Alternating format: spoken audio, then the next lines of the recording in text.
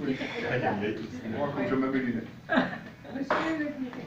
Alors, Alexandre m'a demandé, en tant qu'aîné de la fratrie, de faire un petit discours. Fratrie, si, la fratrie, oui. Qui a dit un nom? Maman. Ah, il y a des points, attention. Donc, Alexandre m'a demandé, en tant qu'aîné de la fratrie, de faire un petit discours en l'honneur de sa maman. Ne vous inquiétez pas, il y a beaucoup de feuilles, mais c'est écrit en grand. Par contre, Jocelyne, il faut attendre la dernière page avant de lever son verre. Ah, mais il est vide. Ça me rappelle le temps où je devais faire des discours pour mes collègues qui partaient à la retraite. Ici, c'est pas pour une collègue, c'est pour ma sœur. Faire retravailler un retraité, c'est vraiment inhumain. Mon homonyme, Marc Goblet, a déclenché des grèves pour moins que ça. D'abord, un petit rappel historique pour vous expliquer pourquoi on est tous réunis ici aujourd'hui. La dernière informée, c'est ma sœur, puisque c'était la surprise pour elle. J'ai été chargé de faire la réunion famille des cousins et trouver une date disponible pour tous les cousins. C'est pas évident, il y a énormément de pigeons voyageurs dans les cousins. Enfin, j'avais trouvé une date, j'avais trouvé un resto, j'avais choisi le resto là-haut à Salais. Salais, c'est le berceau de la famille, pour ceux qui ne le savent pas.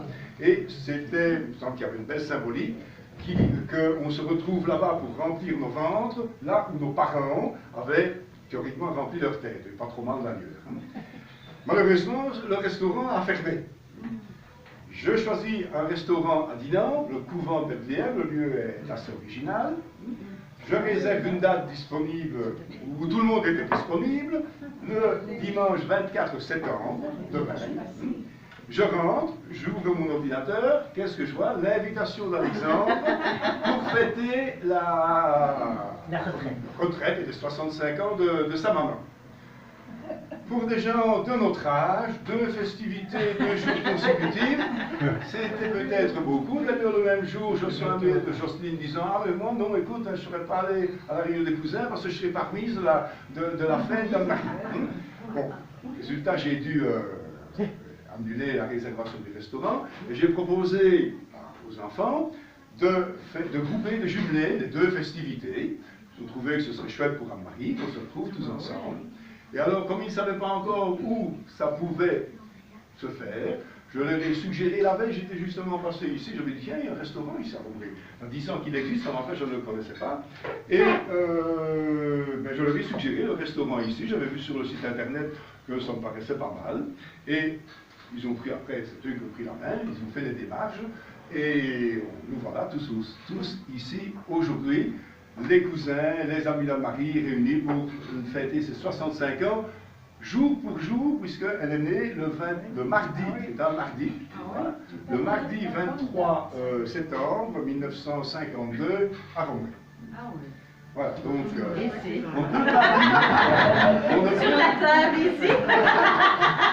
pas dire qu'en 65 ans, tu as fait beaucoup de chemin. À quelle heure? Oui, c'est du piétine, tu patines pour le coup. Ça va, on a compris pourquoi on est là aujourd'hui? Et toi? Non. J'ai envoyé des mails à toute la famille, mais toi, on avait des mails un peu spéciaux avec de la réunion des cousins. Alors, je voudrais, 1952, resituer un petit peu le contexte. Il faut s'inscrire. On n'est pas dans les contes de Salem, mais enfin... Qui est né en 52. Oui, Qui est né avant? Qui est né après? Et le monsieur, le patron ici, est né en 52 aussi à Rombré. Oui. Tu as... Mais moi, c'était un monsieur que je croisais dans les sorties... Papa! Donc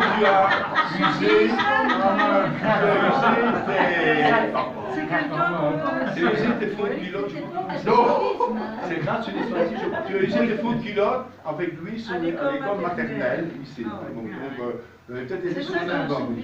Ah d'accord.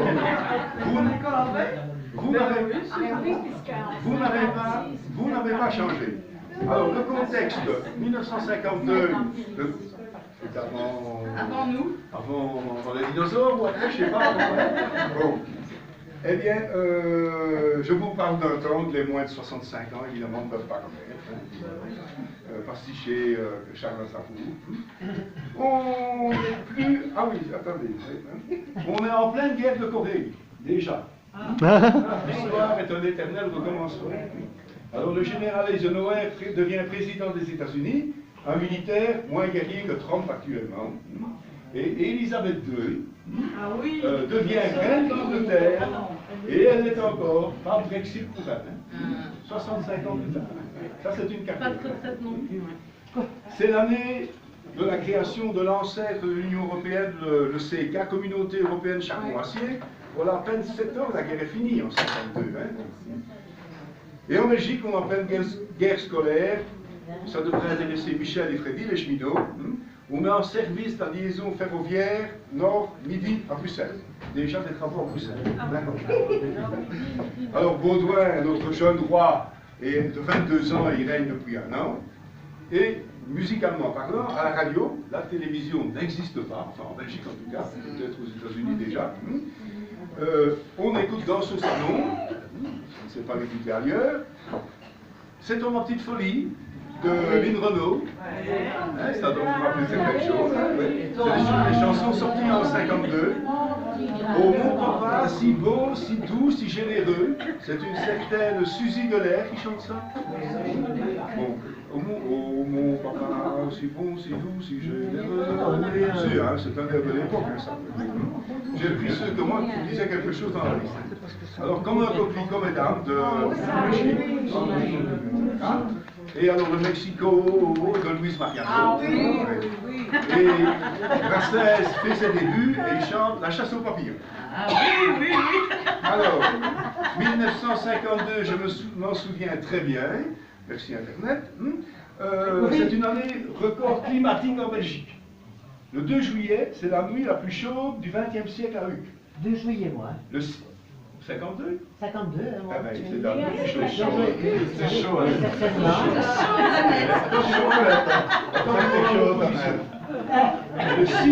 Le 6 juillet, il fait 37 degrés à Rochefort, pas tellement loin de Cambrai, et le 20 septembre, on approche, voilà, il fait moins 1,4 degré. Vous voyez la différence. Et, d'après les statistiques, le mois de septembre 52 est le 2e mois le plus froid de toute l'histoire de la météo belge. Ce qui veut dire qu'il fallait être qu'il fallait être très courageuse pour naître et oser montrer le bout de son petit nez dans ces conditions-là. Surtout après 3 garçons. Et pourtant, mesdames et messieurs, elle l'a fait. Quel courage! Bon. Je ne peux pas dire que je m'en souviens comme si c'était hier, mais j'avais déjà 6 ans quand même, et j'ai gardé certains souvenirs de ce mardi 23 septembre à la boulangerie de Ronquet. Notre grand-mère maternelle, qu'on appelait Bobonne, était là. On sentait quand même, je me rappelle, une certaine agitation, nervosité inhabituelle. Elle nous a mis au lit. On n'a rien entendu, on a bien dormi. Le lendemain matin, on nous a présenté notre petite sœur, qui était née la nuit, dans la pièce, en dessous de notre champ. On s'est senti obligé de dire qu'elle était belle. Alors, tu étais encore une vierge, mais à la limite, un jour près d'être une balance. Non, je suis balance. Oui, ah non, le 23, c'est bien. Ça dépend, Oui. Ah ben,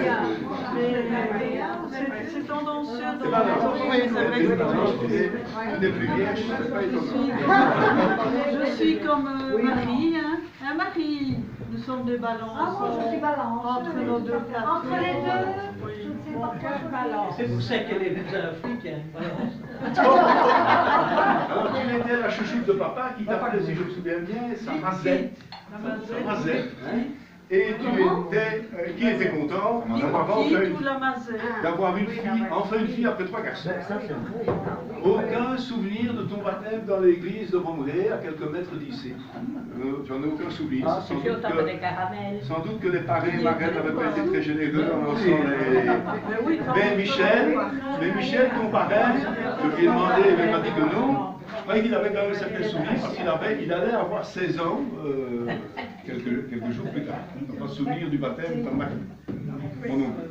Moi, le truc que je me souviens de toi, le truc qui m'a marqué à vie, tu revenais du service militaire et tu m'avais mis la tête dans un sourire. Tu ne t'en souviens pas? Et par contre, Ah, ça, je l'ai jamais oublié. Marie, ça t'a traumatisé, tu n'aimes pas l'eau. c'est une autre anecdote. Moi, je me souviens très bien de la collégiale de Cologne que tu lui avais offerte après Ah oui, je ton l'ai service militaire. toujours. Ah oui, ça, je me souviens bien de ça. Musical, hein? Voilà, bijoux. La musique ne va plus, mais j'ai toujours la petite cathédrale. Ben, j'en avais une aussi, mais je ne sais pas de quelle année. Bon, par contre, ce dont je me souviens très bien, c'est quelques semaines, quelques mois après, je revois encore la scène du drame qui a failli se dérouler. Pendant que maman préparait le dîner dans la pièce à côté, elle avait confié ta garde à Freddy, dans la pièce où tu es né, je crois que le lit était encore. Il m'avait pris pour une petite Et Freddy comptait déjà ses sous. Et tu lui as volé un franc. Et comme tous les enfants, tu l'as porté à ta bouche, tu l'as avalé, et tu t'es tout fait. Alors, maman, avec ses doigts, si c'est la scène, essayait en vain d'aller chercher la pièce. Elle l'a enfoncé. Peut-être bien. Elle t'a secoué par les pieds. La pièce ne sortait toujours pas. Et puis, j'en encore, maman, dans cette pièce-là, à genoux, devant la cheminée, sur laquelle il y avait une statue de la Vierge, avec toi dans les bras, qui priait pour que, mon Dieu, sauver mon enfant. Miracle, la pièce est passée. Bon, On l'a jamais retrouvé. était sauvé. Mais moi, je me souviens très bien qu'après, on avait été chargé de chercher dans tes selles, voir si la pièce avait trouvé la sortie. Bon, on n'a jamais trouvé. Elle vaut toujours un franc. Oui, c'est ça. On n'a jamais trouvé. Ce qui a fait le malheur de Freddy qui avait perdu un franc. Et en plus, je crois qu'on lui avait confisqué sa technique pour qu'il ne joue plus avec et que l'accident ne se reproduise plus. Et comme Jacques vient de le dire, ça lui permettait de dire que tu valais au moins un franc. Voilà. Un Tu l'as peut-être avec les intérêts. franc de l'époque.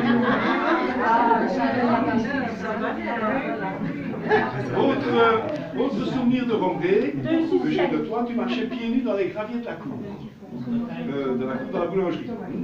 Et aussi, là, je crois qu'il y a une photo que j'ai recherchée, je n'ai pas trouvé, tu dois peut-être la voir, on te voit en petite robe dans la cour de la boulangerie. Et tu avais monté sur le divan de la cuisine pour regarder très longtemps par la fenêtre. Après le repas, je propose éventuellement, ceux qui s'intéressent, qu'on descende là-bas, tous en pèlerinage, la boulangerie qui est devenue un peu touristique, etc. Mais je l'avais visité voilà 2 ans, sur des carreaux qui ont plus ou moins aménagé ça, etc.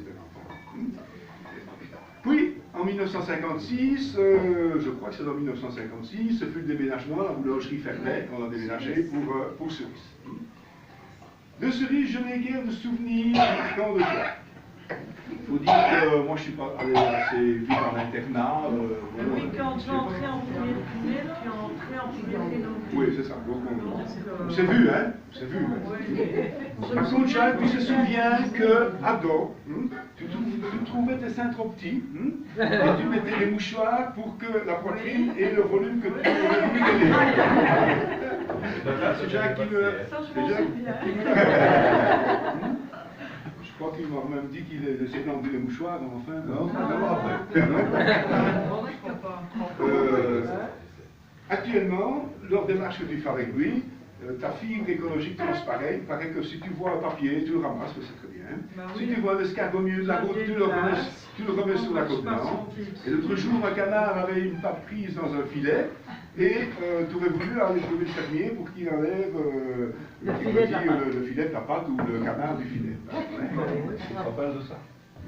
Oui, moi je n'aime pas devant les animaux. Et alors, tes rapports avec Freddy, assuriste, il n'y a pas toujours des preuves fraternelles. C'est un euphémisme. Hein. Mais ça s'est bien arrangé, il faut le dire. Hein. Tu n'acceptais pas son rôle de trésorier général, et lui n'acceptait pas des dépenses de cigare. Oui, il ne supportait pas que je crêpe mes cheveux, que quand j'allais au carrousel, il me prenait mes tickets, parce que moi j'allais aller au carrousel, tous mes tickets en même temps. L'un après l'autre. Et lui, il me les mettait dans une pince à rideau, là. Oui. Il les cachait au porte-manteau et il m'en donnait un de temps en temps. Et puis toujours comme s'il ne s'en souvenait plus. Hein. Moi, je m'en souviens. Hein. Et puis, chacun a fait sa vie de son côté, a fondé sa propre famille, bâti son propre nid. Et nos liens fraternels, il faut le dire, se sont distendus, ils ont toujours existé et ne se sont jamais brisés. C'est pourquoi on se retrouve tous ici pour fêter les 65 ans accomplis maintenant, hein, et ta très proche retraite. Qui est Oui. encore, mais... Et je suis toujours contente d'être la plus jeune. Mais, moi j'allais dire 65 ans que tu es vieille, 65 ans que tu es vieille, hein, mais bravo, car comme disait Jacques Brel, il t'a fallu bien du talent pour être vieille sans être adulte. Ah. C'est un compliment. Oui. Sais-tu néanmoins que tu as déjà vécu 780 mois, 3391 semaines et demie, 23 781 jours et environ, puisque ça change tout le temps, 569 784 heures. Bon, tu l'as compté tout ça. Non, j'ai été... Et je te fais grâce de la mesure de ton existence en minutes et en secondes, on passe à ça. Il est donc temps de changer de vie. Tu quittes ton paisible métier d'infirmière à domicile. Vous allez voir pourquoi il est paisible par rapport à ce qu'il a. Pour exercer le plus dangereux métier du monde, celui de retraité. Personne, à ma connaissance, n'y a jamais survécu. En es-tu bien consciente? Est-ce bien raisonnable? Courage. Moi, j'ai travaillé 35 ans et je me suis programmé 35 ans de retraite. 35 ans, c'est honteux, moi Oui. 43. Mais déjà plus de 18 ans à tirer. Si tu suis cette logique, pour toi qui as travaillé 45 ans, cela te donnerait droit à 45 ans de retraite. Si c'est le cas, tes enfants ne sont pas prêts d'éviter. Et voici, bien à propos, quelques réflexions philosophiques que je voudrais te soumettre sur ta retraite et les années qui s'accumulent inexorablement, à méditer par tout le monde. Être vieux, c'est être jeune depuis plus longtemps que les autres. Ça, c'est une pensée du chat. Alors, ma philosophie, ma pensée préférée, c'est pour ça qu'à 35 ans j'ai arrêté, on perd sa vie à la gagner. Oui, ça c'est vrai. Et vieillir, c'est pour ça que je le dis. Vieillir, c'est la seule façon de vivre longtemps. Mais non, moi j'ai travaillé le plus longtemps de vous tous, je me suis en super forme. C'est pas juste ce que tu dis. C'est pas encore à la retraite. Hein. Le troisième âge, c'est celui dans lequel on est encore jeune, mais avec beaucoup plus d'efforts. Alors, dans les yeux des jeunes brille la flamme, dans les yeux des vieux brille la lumière. Ce qui me tourmente le plus dans mes folies de jeunesse, ce n'est pas de les avoir commises, mais c'est de ne plus être capable de les recommencer. Mieux vaut ajouter de la vie aux années que des années à la vie. Bien compris. J'en avais oublié une, il faut que je fasse plaisir aux enfants quand même. Les jeunes pensent que les vieux sont des idiots. N'est-ce pas? Les vieux savent que les jeunes le sont. Et enfin, l'adage bien connu, ah si jeunesse savait, ah si vieillesse pouvait.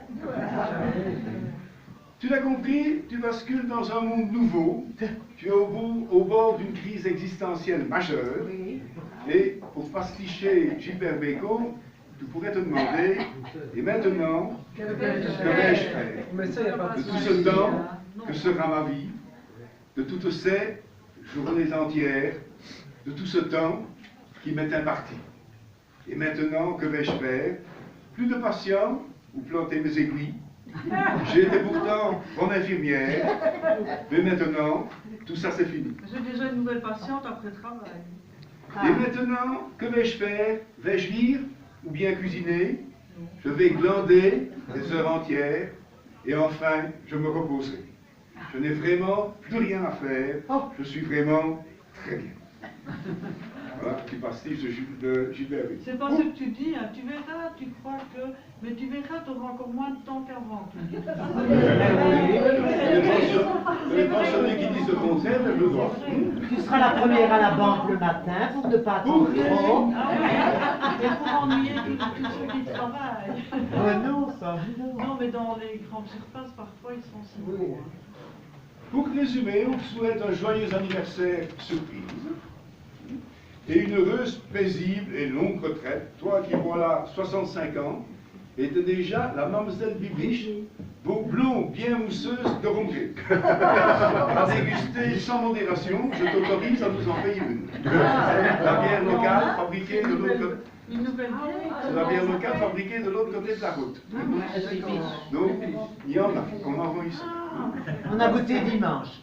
Elle ne sait pas qu'on est venu dimanche. Mais j'aime bien le savoir. Mais, Daniel Lyon, maintenant que tu ne seras plus trop absorbé par tes activités professionnelles, peut-on espérer que tu trouveras un peu de temps pour téléphoner ou rendre visite de temps en temps à tes frères, à ton parrain, à tes cousines, à tes amis et bien sûr à tes enfants, en attendant de le faire à tes petits-enfants à vous de travailler. Hein.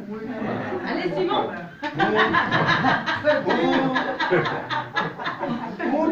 On t'embrasse tous. Bonne retraite, bon anniversaire, bonne retraite.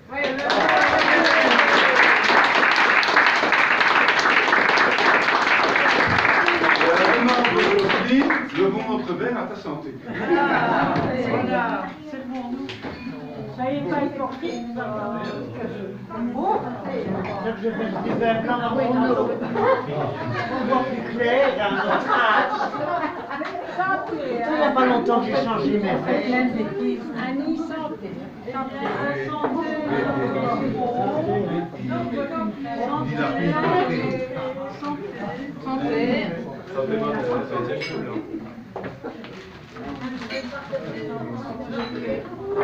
mère,